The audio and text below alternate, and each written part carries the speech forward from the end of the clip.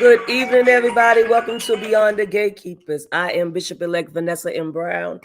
I am your host for this evening. I'm so excited to be here with you on this Wednesday night.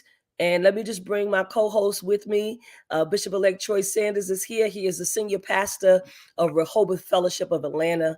Hi, Bishop-elect Troy. Good evening, sis. Good evening, everybody. Welcome to our broadcast this week. I certainly hope you came to have fun through conversation tonight. Absolutely. And we have a phenomenal guest. But before we bring her up, we want to give a shout out. So we want to know where you are watching from. And so I see people already. Sean Jenkins is here from the Metro Atlanta area. So grateful. Baltimore is in the house. Marlene C. McLaurin. Bishop-elect Sonia is here. And, she's Let's Go TFM ATL Yes. 2023. We're so excited. Our convocation is going to be in Atlanta, Georgia. Checking in, Chuck Hunt from Monroe, Louisiana. North Dallas is here. McDonough, Georgia. We're so happy. St. Louis, Missouri is here. Make sure you tell us where you are tuning in from and do us a big favor. Melinda Love is with us tonight, hanging out in Atlanta. We know that the Samuel DeWitt Proctor Conference is going on right now as well. I believe that tonight is the last night. But however, they are still in the midst of their worship experiences. Mm-hmm. Monique Nelda is here from New Jersey representing. I want people to share, everyone, where you are. This is going to be an incredible conversation. We have an incredible guest on with us tonight. And I think that these conversations are great conversations for us to have. So if you are on Facebook, whether you are Yeah. on Bishop Yvette Flinders page or whether you are on the Beyond the Gatekeepers page, if you are on Twitter, if you're on YouTube, we ask that you share from whatever platform that you may be on tonight and let folks know that this conversation is going on. We are so excited to have our guests. We have Nikki Brown is here. Nikki, Brittany Brown and Rebecca. Well, Rebecca and Brittany are the same people. I don't know why I keep doing that. And Nicola Brown. They're watching from Phoenix, Arizona. She done told me that 100 times. They're watching from Phoenix, Arizona. And so I am grateful for their presence as well. And we want more people to like and share because this is a conversation that people need to hear. Yes. Somebody I know, Bishop-elect Troy, was just having a conversation the other day, and they were talking about the Black female body in religion and culture. And they were listening to evangelicals. Mm, And you know how that conversation went. It went all the way absolutely. sideways, right? Here it is, a young Black woman, in her 30s, who, you know, is not loving herself based upon what's been said by the evangelical church. And not Wow. just the evangelical church, but other people too, Southern Baptists, we could Yeah. go on and on and on. And just feeling broken and crushed, and questioning herself about her life, what she's doing, direction, all of those things. And so I am grateful for a voice of authority in this matter, someone who is scholarly, someone who is learned, and they have done Yeah. the work and they have done the research. And so we're going to engage in that conversation tonight. We see you, Minister Dave from Rivers. So glad representing New Jersey, and also Herbert Jones from Boston, Massachusetts. We're so very happy that you all are here. Mm-hmm. And again, we ask that you like and share. Again, this is Beyond the Gatekeepers, and we are talking about current events as well. We are having conversations with authors and filmmakers, and we are seeing everything through a theological and justice informed lens. And tonight, I want to bring to us, uh, you know, a wonderful person, a wonderful woman who has written a book. Her name is Dr. Tamura Lomax. She is the Associate Professor of Department of Religious Studies, Michigan State University. And the name of the book is Jezebel Unhinged, Loosing the Black Female Body in Religion and Culture. We invite you, Dr. Lomax, and we say welcome to Beyond the Gatekeepers tonight. Welcome. Absolutely. Thank you. I'm so very happy to be here, and hear that there are so many people from the ATL. online with us, which is where I was born. I've lived many places, but the ATL is definitely a special place in my heart. That's so awesome. Bishop-elect Troy is from South Carolina, but he lives in ATL. I live in the ATL. Yes, Yeah. yes, yes. And so, Dr. Lomax, I want to talk to you about this book. I know that it is 5 years old, but as I told you before, I believe it is relevant right now, today, where we are. And so, I want to ask you, what drew you to this topic? My experiences. I mean, unfortunately, Jezebel is always going to be relevant as long as there's racism and sexism, as long as there are Black women. Um, it's always going to be a relevant text. I think that it will be pushed and stretched in a variety of ways with scholars who come up, and utilize the research and push it in different ways, as they are doing now. But I think that it's always going to be very foundational and relevant. So for me, I talk about it's 3 experiences, and I talk about one in the book. Mm-hmm. So Jezebel was written over a period of about 16 years. And it was really over this time, I'm, doing research. I'm looking at slave narratives. I'm a lover of hip hop, so I have that going on.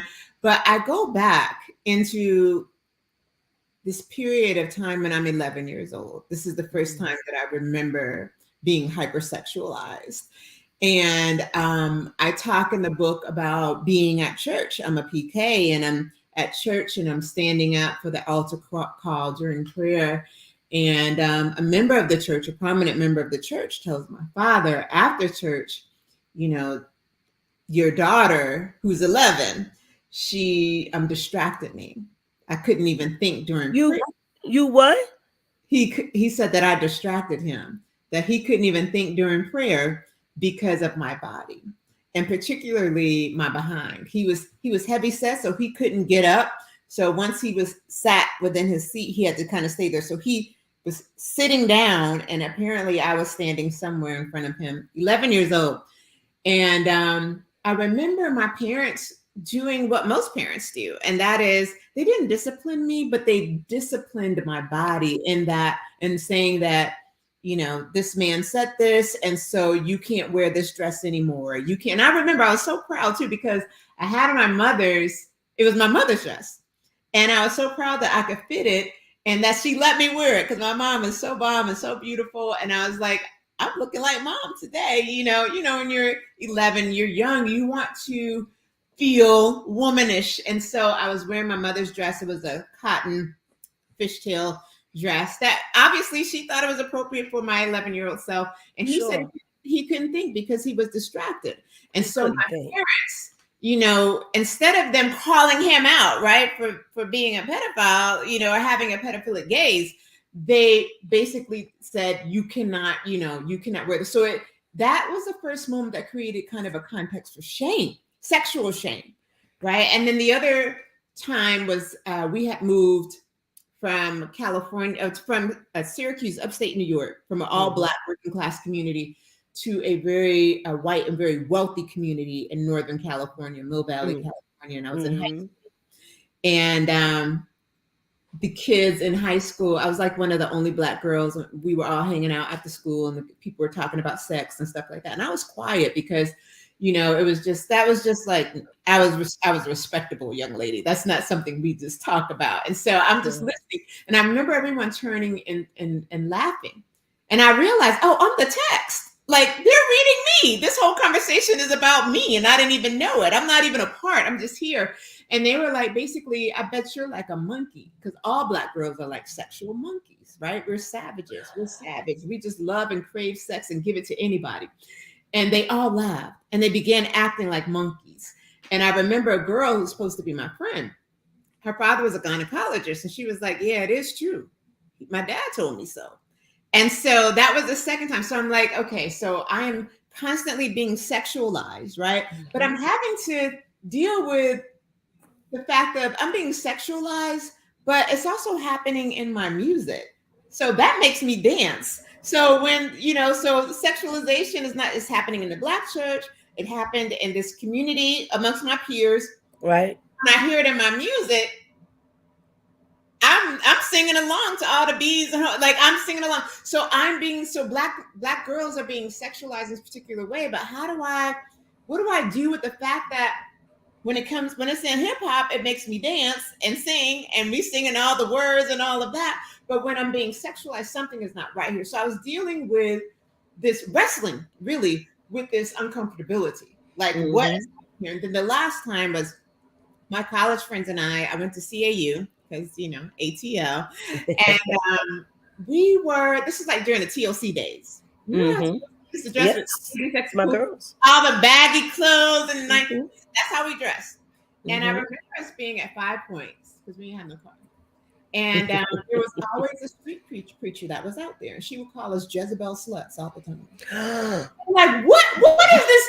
America has this basically grammar book that is pulling from, and in this grammar book, it sees Black women and girls in this very hypersexual way. And it's using this grammar book. Even hip hop is using this grammar, but hip hop makes me dance. But the street preacher, the man at church, they're all sexualizing Black women and girls. But why does one make me dance and the other one troubles me?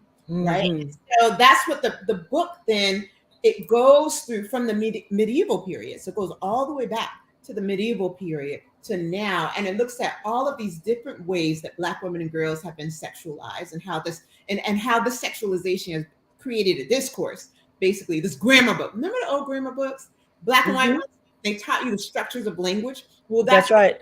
That there is this structure of language that's been taught culturally, and then also in religion. And it produces this kind of knowledge that is projected onto Black women and girls' bodies, that we're hypersexual, that we're hoes, that we're thoughts. All that. And apparently, no matter what we're doing, because remember in high school, I wasn't even talking. I wasn't even part of the conversation. But because I'm a Black girl, this is how Black girls, this is the idea that this is how all Black girls are. Wow.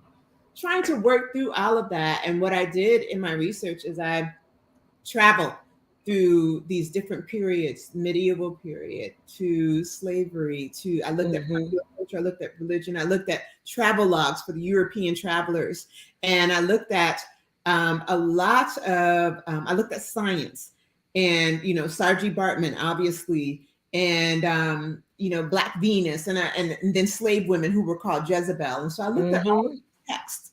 And I said, what is similar about these texts? And that is the hypersexualization of Black women and girls that is just projected onto our bodies. And so I wanted to do that historical work, but simultaneously, what I did not want to do is to imprison Black women and girls so that we now don't have a sexuality. We need to hide our sexuality because we don't want to be that projection.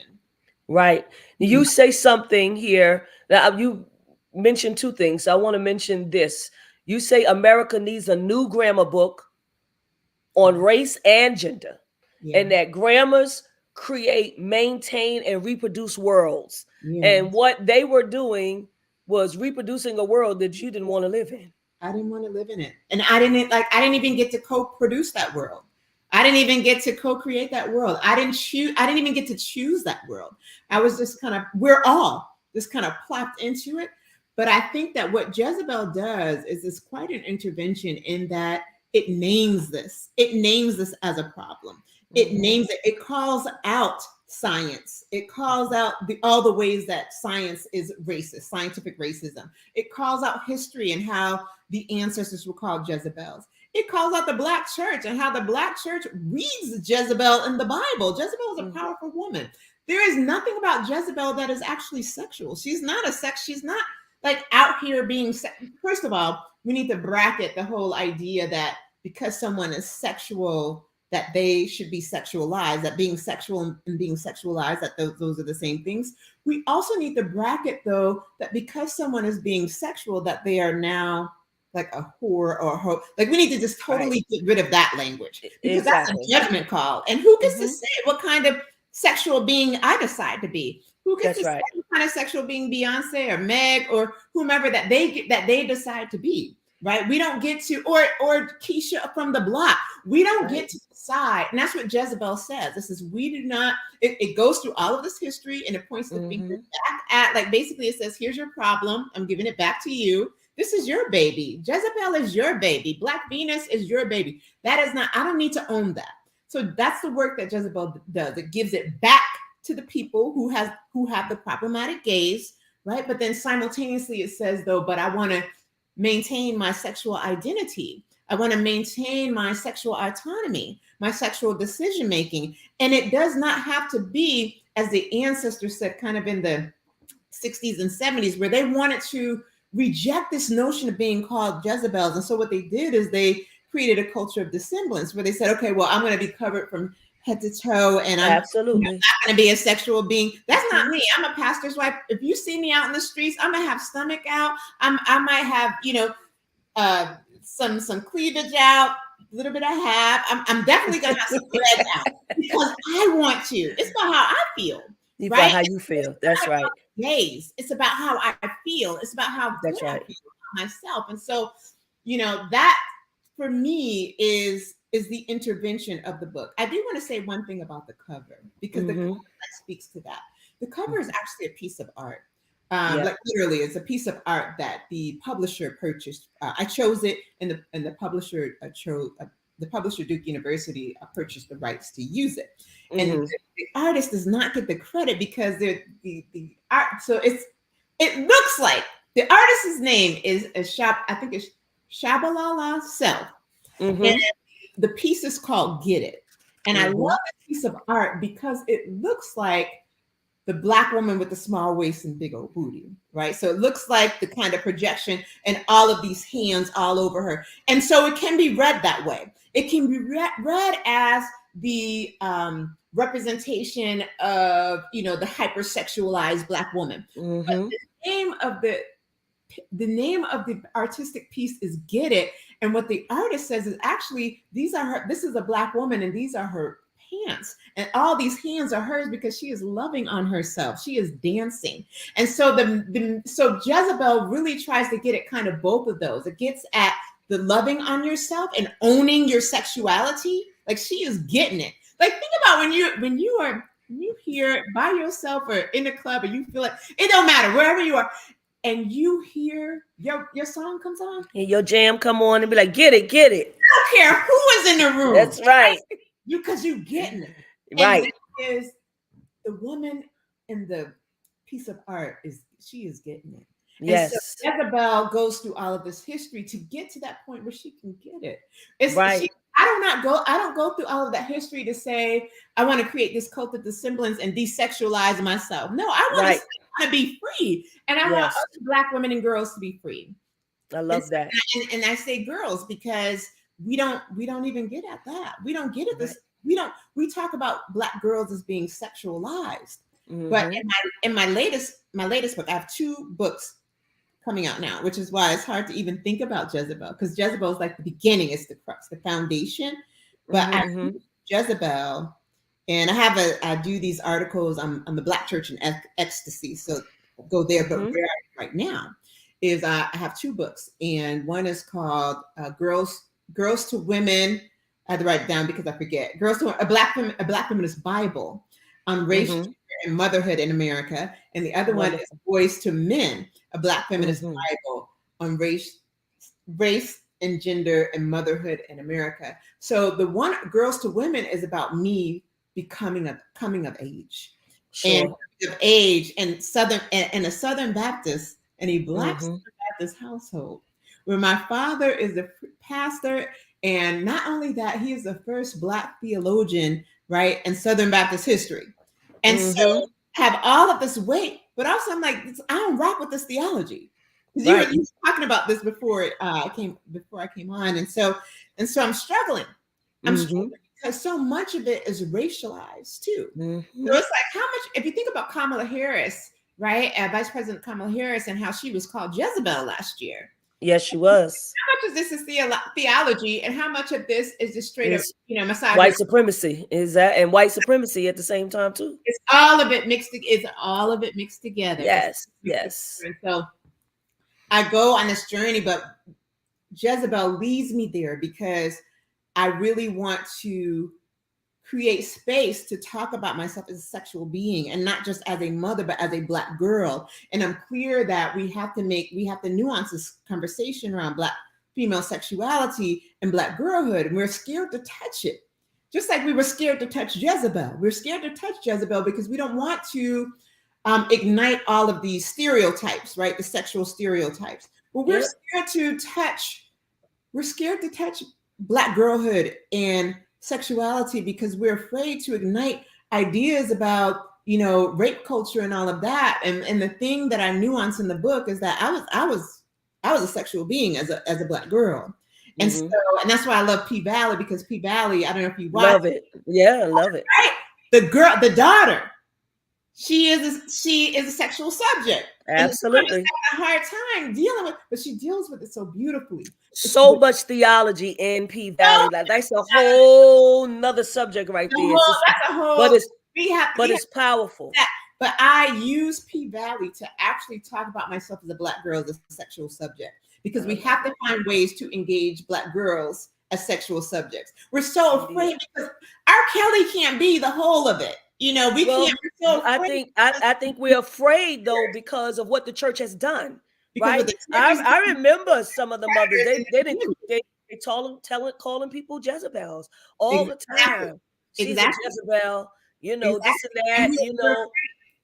We're afraid to have the conversation, but we have to begin having the conversation that moves beyond sexual projection and sexualization to what does it mean to be an autonomous sexual subject. And one of the things I say in the latest book is that had I known at 14 that I was a sexual subject and not a sexual object, that may have stopped some sexual violence that I experienced if I understood it. Understood it. Mm-hmm. Yeah. That's good. I wanted to make note. Bishop-elect Sonia says she remembers the woman by 5 points who was the evangelist, said that woman used to call her a harlot whore because her hair was colored. Yeah. Yeah. This is a preacher woman, whoever she was. Yeah. So she was insulting everybody. Not everybody. She insulted all Black women. All Black women. And was this another she a Black woman herself? Yeah, Black woman. And so that lets you know that, patriarchy, as Bell Hooks says, patriarchy has no gender. It has no gender. And so women participate in this culture also. It's not just something that Black men participate in or that white men created, right? It's Black women also participate in policing and problematizing other Black women and girls. I know Bishop-elect Troy got questions. I know he does. Well, I think it's just so vitally important that we have the conversation, but as a Black man, I think that it's also important that I hold space to hear the conversation and to engage from a supportive role. So I'm listening, I'm engaged, but I think that there's an amount of divesting of patriarchy that happens when the amount of space that Black men or men take up in a room in conversations like this, that we intentionally step back so that our sisters have safe space and support as we journey together. Thank you for this courageous work. Thank you so much for that. You talked, Dr. Lomax, about changing the culture. Yeah. And that it requires critical self-reflection. It requires honesty, committed to having honest talk, accountability, deconstructing Black gender ideology and its sexual politics. Do you see, and it's particularly you say where men become men through sexual conquest, while women become whores and hoes, and most importantly, untethering Black women and girls, their bodies, their sexuality, and their femininity from sin. Yeah, I think that's a big work. That's a lot to unpack, right? These are some things that we still see that play out in all of our denominations, affirming churches and in churches that are not affirming as well. In mainstream churches, we see this play out all the time. I think my question to you is, what is it that we could do as pastors, as leadership, and then what can lay people do as well, so that we can have these honest conversations? thank you for that question. I am really inspired these days by the historical conversations that folks used to have, Black folks used to have, and we have video footage of them. And these conversations, it wasn't for show, it wasn't performative. It was literally just them in a room, just like us right here.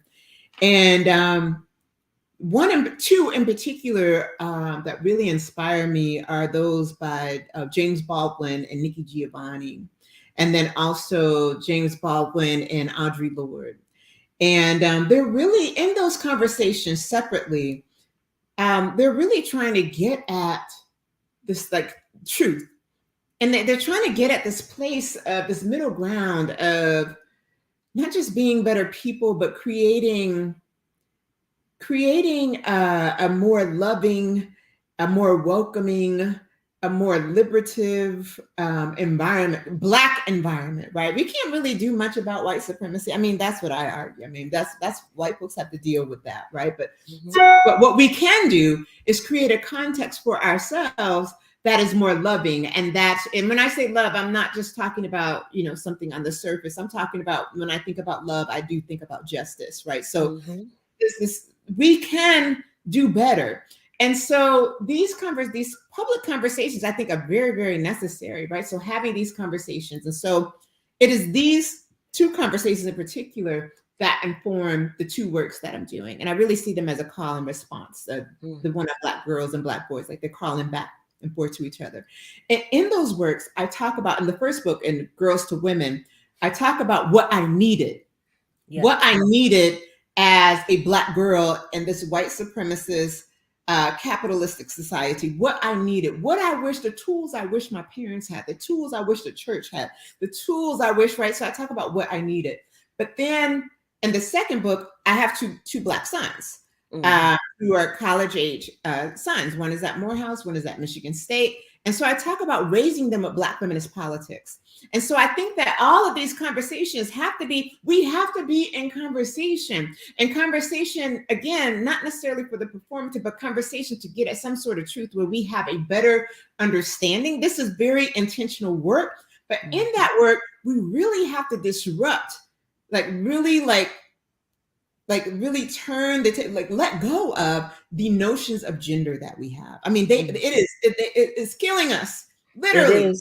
If Black manhood, Black masculinity only happens if you are dominant, if you are violent, if you are controlling, if you have power over other Black men, or if you have power over younger Black men and women, or if it only happens then through sexual conquest, that does not create a very good community, right? Similarly, if the only way for me to understand my womanhood is through some sort of toxic femininity where I am heterosexual, that's the only way, I have to have children or I don't exist. If these are the only way for us to be human, then we are in for a long ride of trouble, right? And so nothing will change. And so one of the things where I am at right now is that, number one, feminist, womanist, whatever, those politics everybody needed to learn those politics early, right? And intentionally.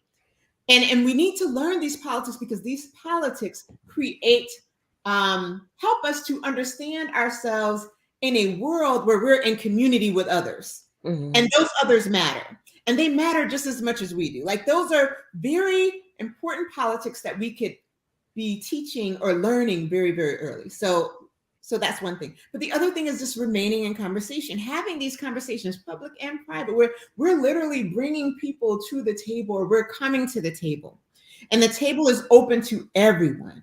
We really have to reimagine how we understand gender, how we understand manhood, womanhood, how we understand personhood, how we understand sexuality, how we understand family, and how we understand community. That has to be reimagined. We cannot utilize the master's tools, which we have been, right, for centuries. And so we have to let those tools go and do the work that I think we're afraid. I think what am I? And particularly my heart goes out to particularly cisgendered Black men, because heterosexual Black men, because they're still holding a sign saying, I am a man. And I get that. I feel all of that.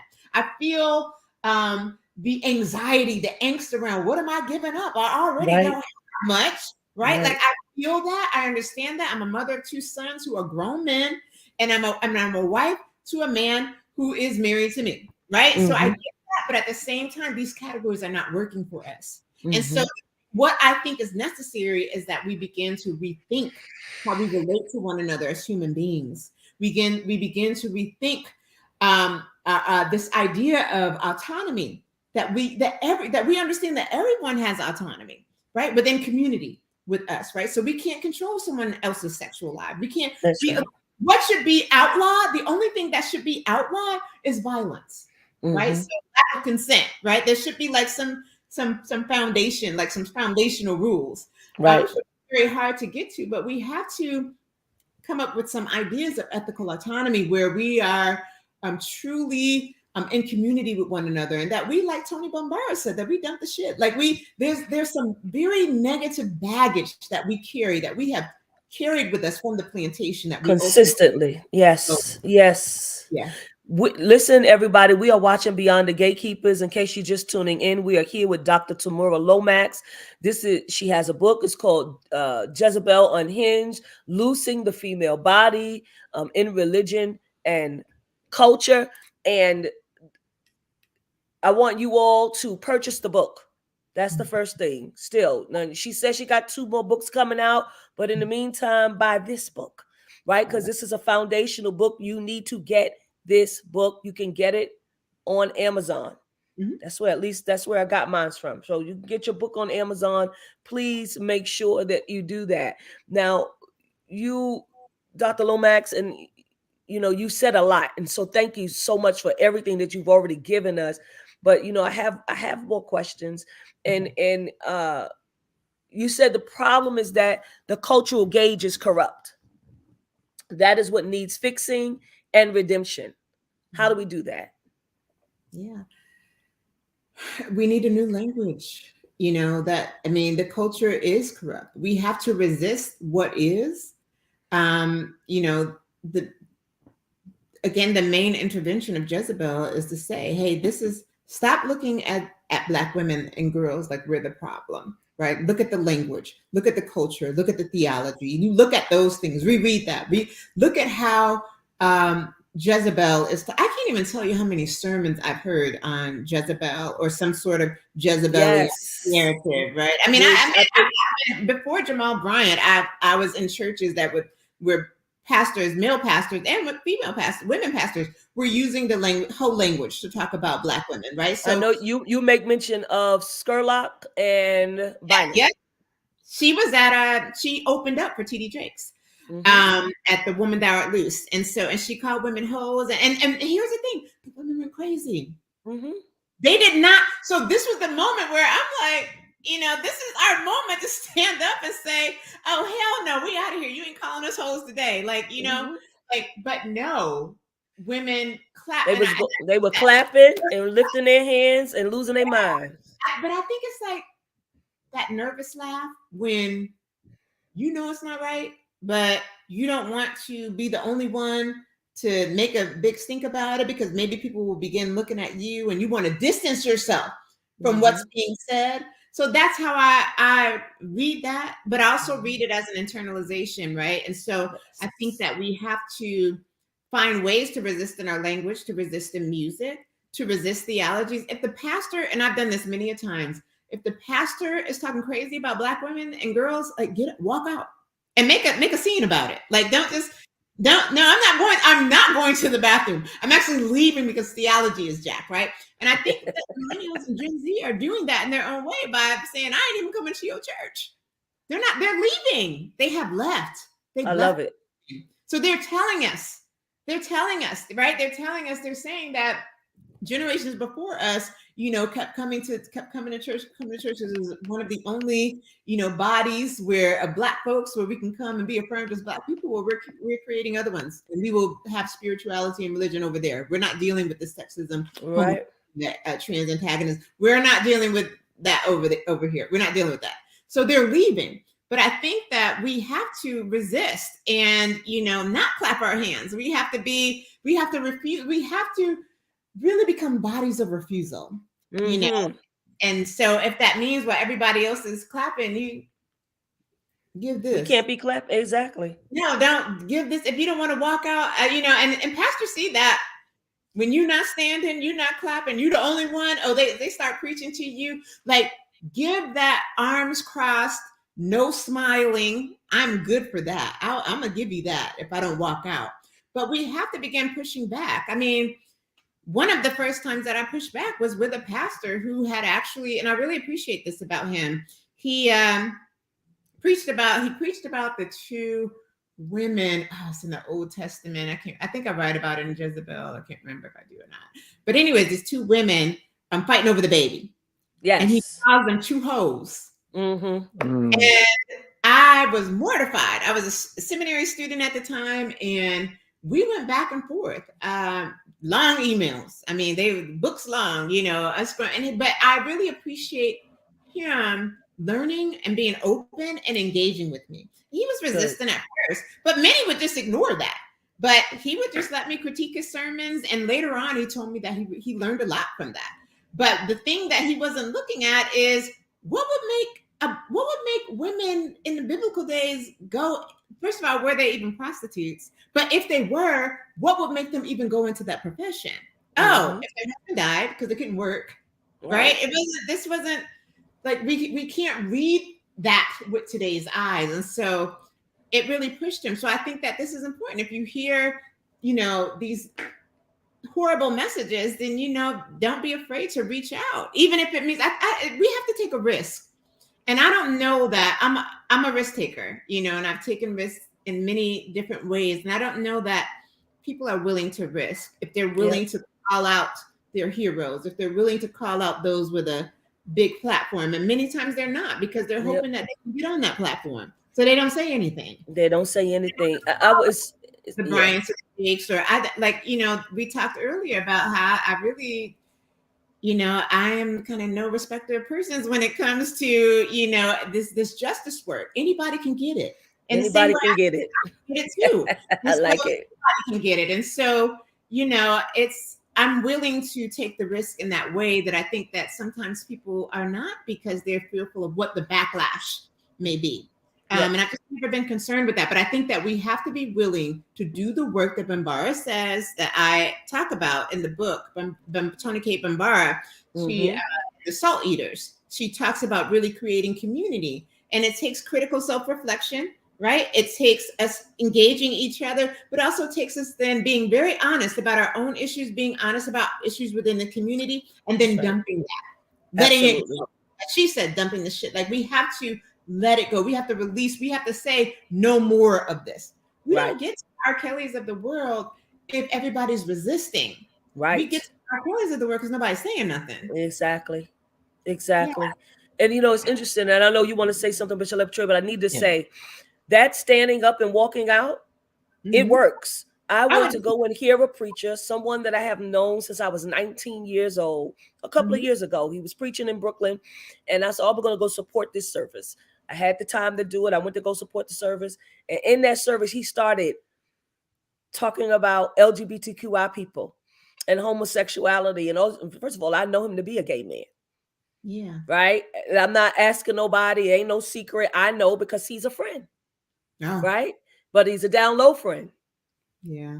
And he starts going off and stuff. And, and I got my grip, got my stuff. I was with other people. And I said, let's rise and fly. And we got right up and we left. Yeah. And he called me right after the service and said, I thought we were going to go eat. Why did you leave? I said, because you got up there talking craziness. You up there talking about LGBTQI people, and you think I'm going to sit here through this sermon, and you think I'm going to give you money. I'm not going to sow, and I'm not going to stay. Yeah. And I left, and he apologized.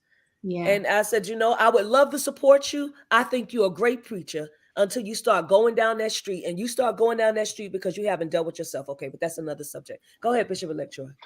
No, I just wanted to lift up. I hear Dr. Lomax two conundrums in the conversation that we're talking about, that I just wanted to name as a pastor of a same gender loving, predominantly same gender loving church. One of the things that I've seen in my own experience was that it was not the pressure that came from cis men or even trans men around policing women, other women, and women's bodies, but it came from women. It came from same gender loving women. It came from heteronormative women as allies, but also from trans women within my congregation that put the pressure on.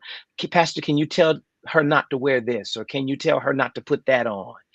It wasn't the men. And my challenge around that, the conundrum for me was, how am I, as a Black man, gonna tell a woman what to put on her body, what not to? Like, I ain't doing that. I ain't getting set up for the okie doke around that.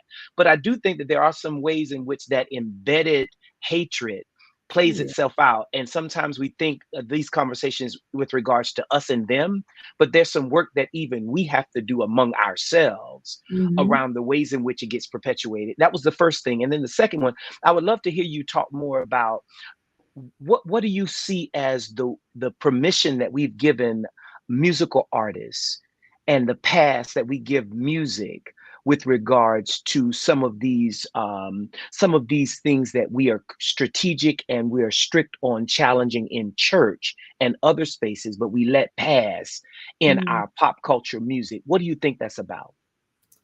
Oh, I think that second question is for my sister, Dr. Alicia Jones. But I want to say something. She has you probably know of her work. I don't know if she's been on here. She's before. been on. She just emailed me because Bishop Flunder is going to London, and they got something cooking up.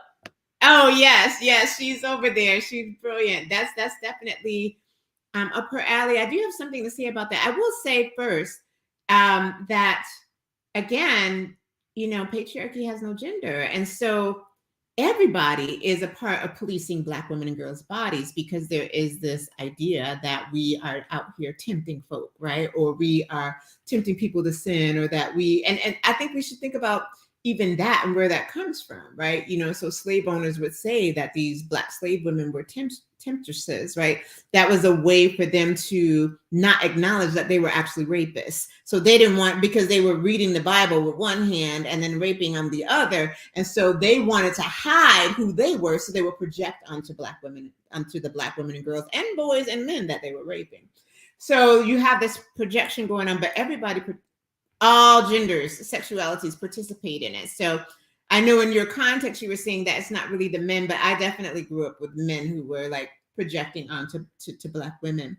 But I will say that this freedom that you mentioned, I think is fascinating. And I think that we've always allowed for freedom in music, and in ways that we haven't in other areas of our lives. So you can see someone who is really stiff sexually and very closed, but let that music come on, whether it be hip hop or the blues, let it come on, and all of a sudden there's some freedom that's happening. So there's something that it's like the music takes over the body, and it's like we're no longer, it's not that we're not conscious, but we're not concerned when that music comes on, right? And so we respond differently. And I think that and Dr. Pamela Lightsey, just to add, also says that gospel music doesn't get a pass either. So I want to give a shout out to that it's not just pop culture music, but it's gospel music as well.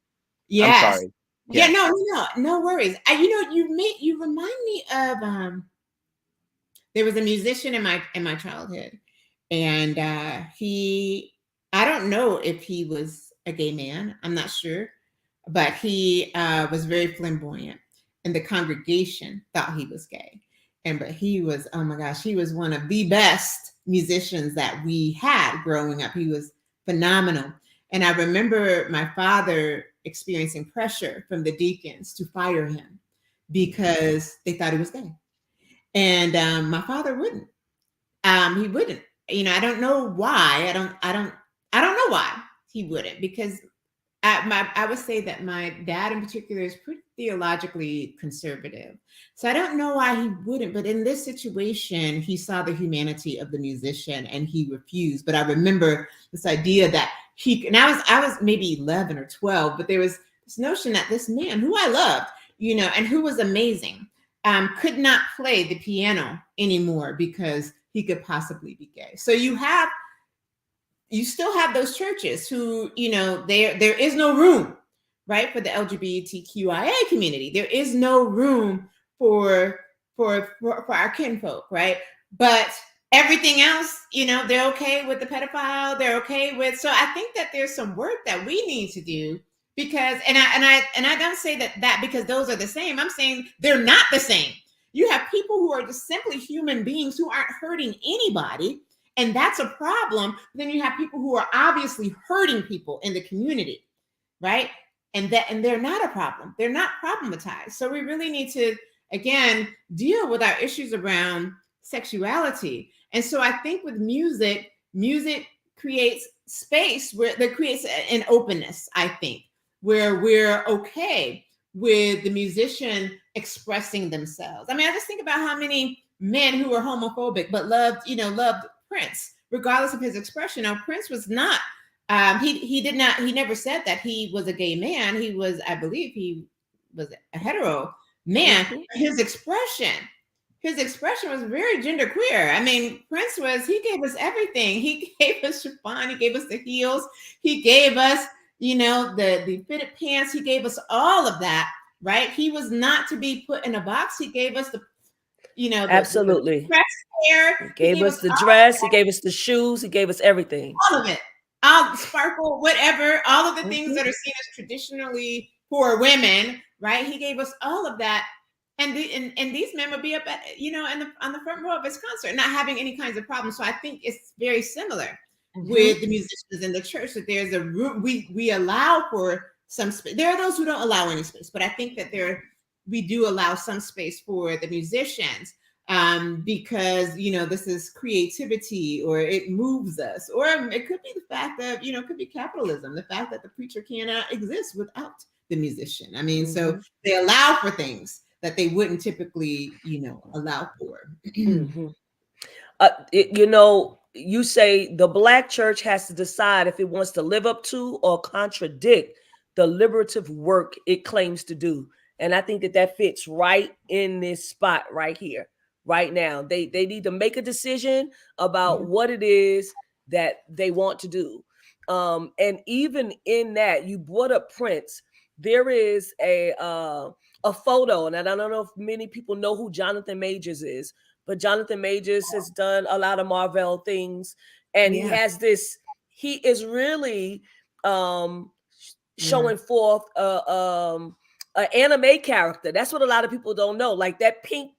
I didn't know that. Yeah, he's got this beautiful pink shawl on him. I mean, he looks sexy as hell. I've seen it. But it's a character in anime, right? And but all of these people, particularly Black men, are kind of like going in and talk about how he's gay and this and that. And like that man has never said he's gay. He's never talked about his sexuality at all.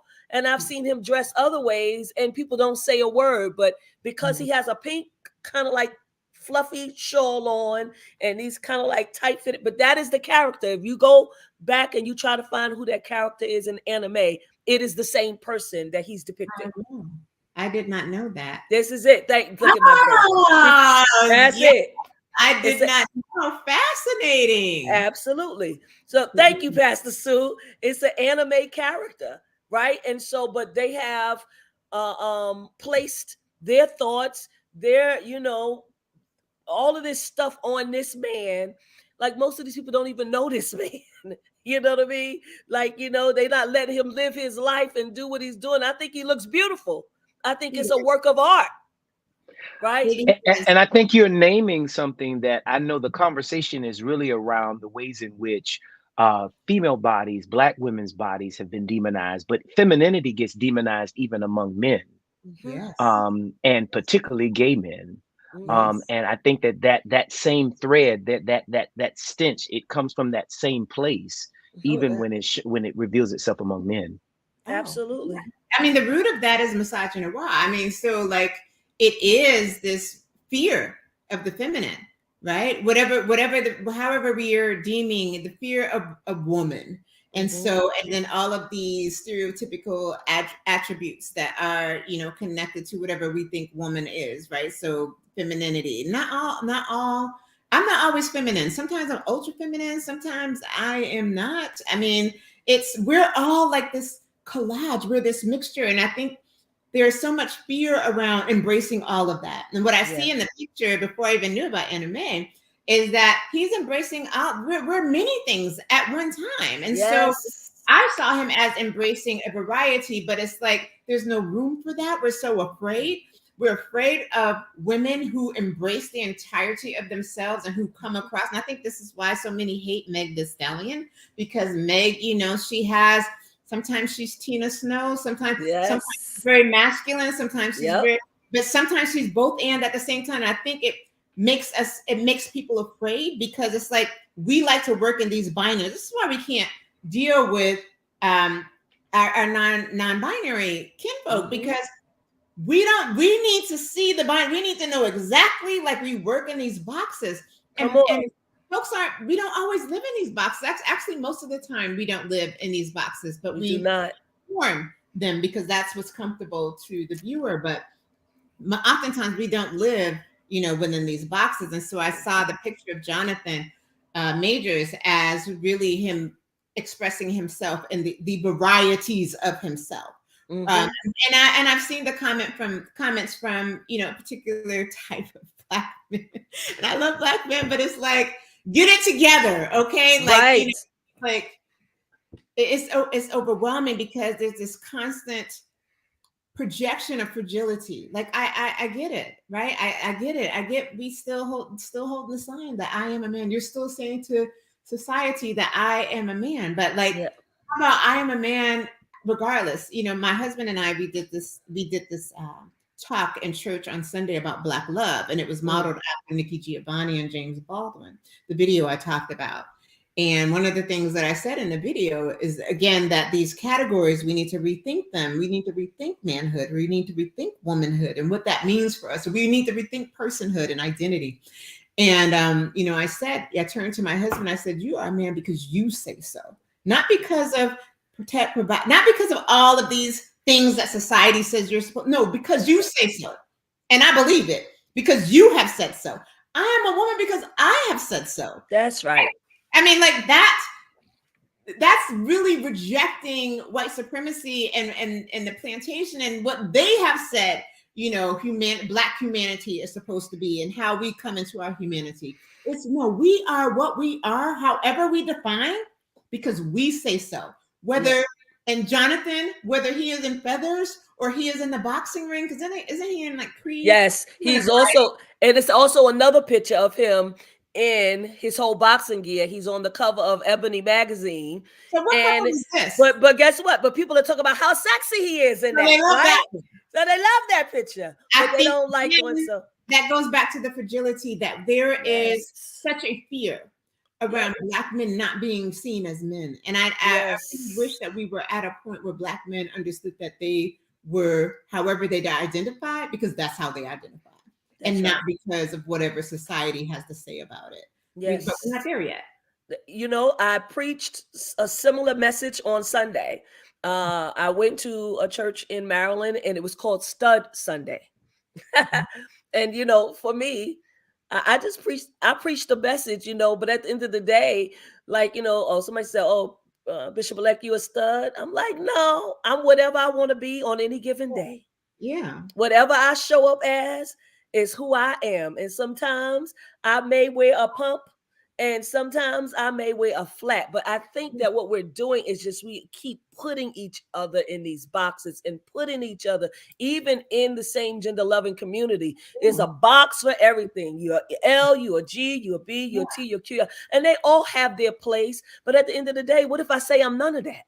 Yeah. Do I not have a place? Do I not have a seat at the table if I don't name any of those things? So, okay, we got people that want to ask questions and we want to give you the opportunity because the time is winding up and the good doctor has to get to work. And, she got to teach and she got to do all of these things.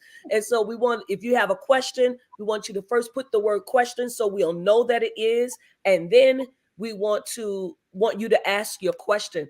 And so while people are getting themselves together, Dr. Lomax, let me ask this. What do you hope activists and community organizers will take away from reading your book? Yeah. One of the things that I hope that activists and community organizers will take away is the notion that sexual subjectivity is pivotal to pivotal to the Freedom Project.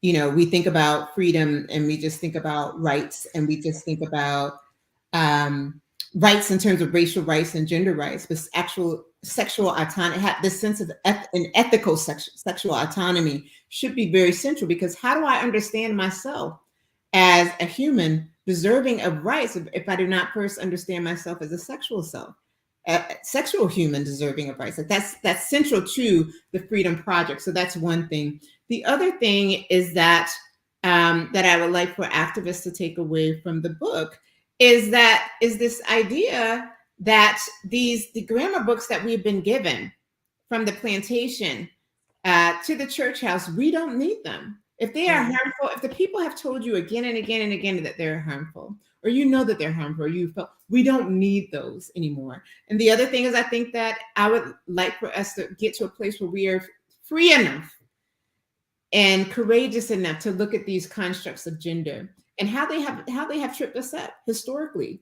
Gender, I mean, on the plantation, we were taught some very harmful lessons that we really need to get underneath. You know, I have this section, I think it's in the introduction, where I'm saying it matters, it matters, it matters. I said, it matters that we were on the plantation and we were treated in this way. It matters that we were taught to see each other, men and women, that we were taught to see each other as not human. It matters that we were raped in front of each other. It matters. All of these things matter. And so I think we need to work through this history, this baggage that we are carrying psychologically, physically, and emotionally.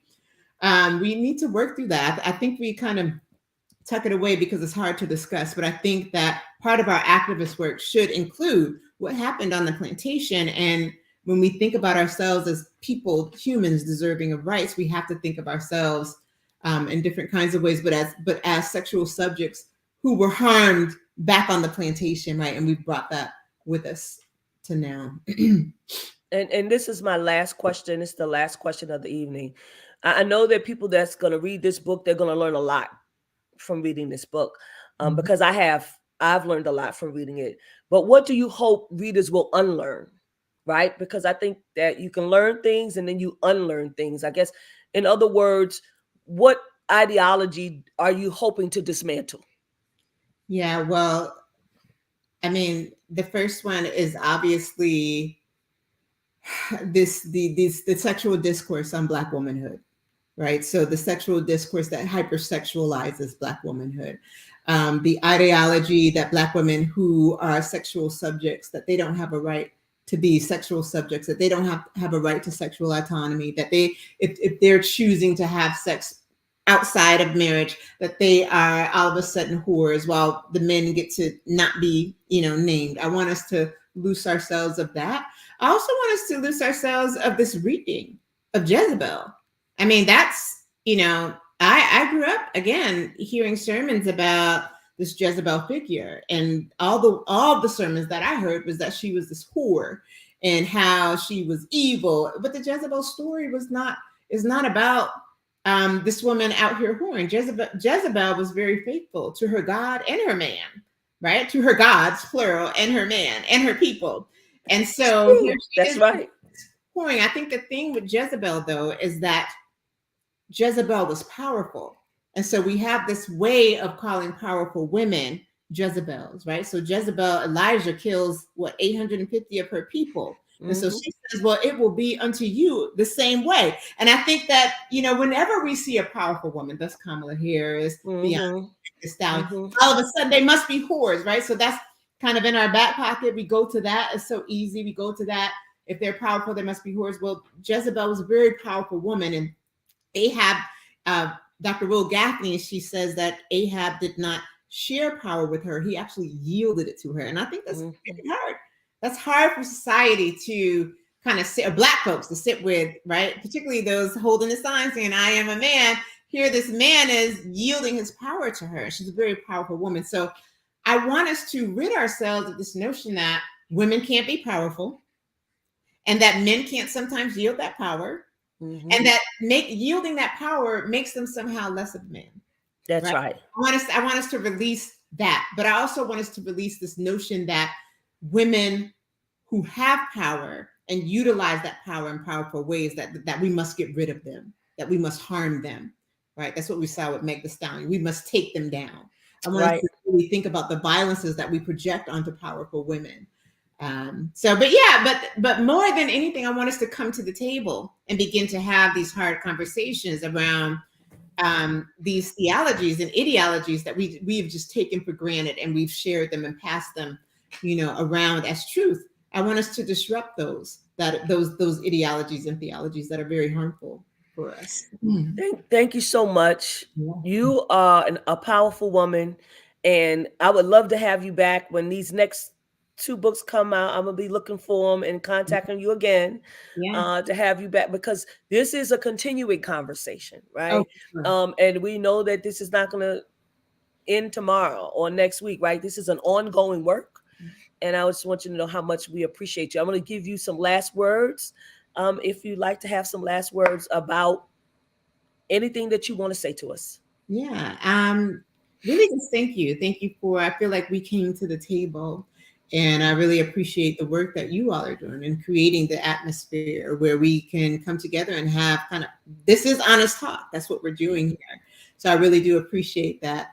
And I must come back. I must come back and talk about the books about Black girlhood and Black boyhood, what it means to raise Black sons in a white supremacist America, and to not be, though, homophobic and trans antagonistic. Like, what I must come back, and I hope that when I do come back, that Bishop Sanders jumps in the conversation. I really appreciate what you said in terms of creating space, but I want to hear. I want to hear more of the engagement next time.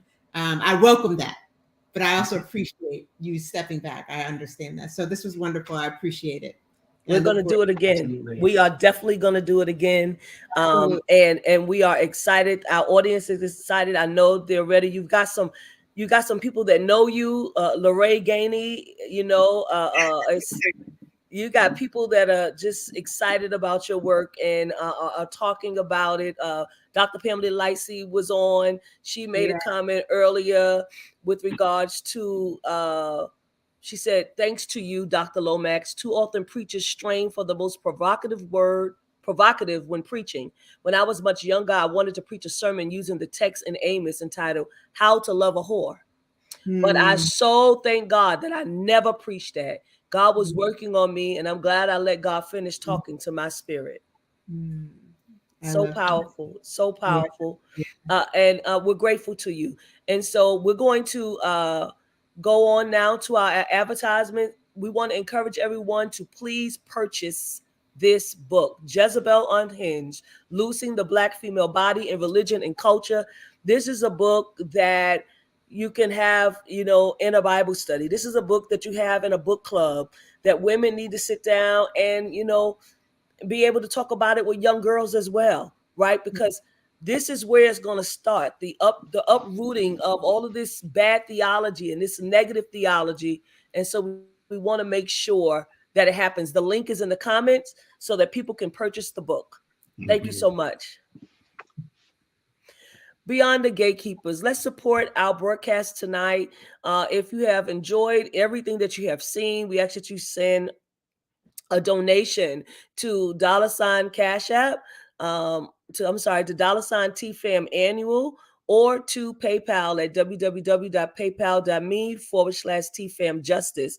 And we appreciate whatever support that you want to give to us. We are trying to raise the level of service that we give, trying to change, the different platforms, trying to get into more mainstream and do more things for Beyond the Gatekeepers. And we appreciate your support.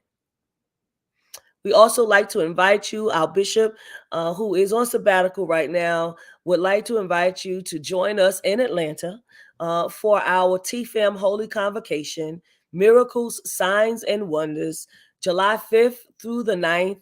And we're going to have so many classes. It's going to be that's not true. We're going to have classes, but there are going to be so many events. That's what I really want to say, at the Sheraton Atlanta Hotel in Atlanta, Georgia. And we have several things happening. We've got a white party that's going to be happening.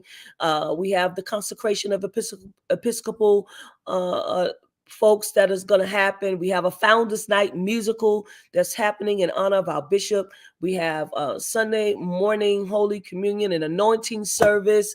And so we want you to register. We want you to bring your young people. There's going to be a whole track for young people. There's a way to register young people. Bring your children, bring your grandchildren, recommend that your nieces and nephews come. There's a whole track that's designed for young people. Please register them.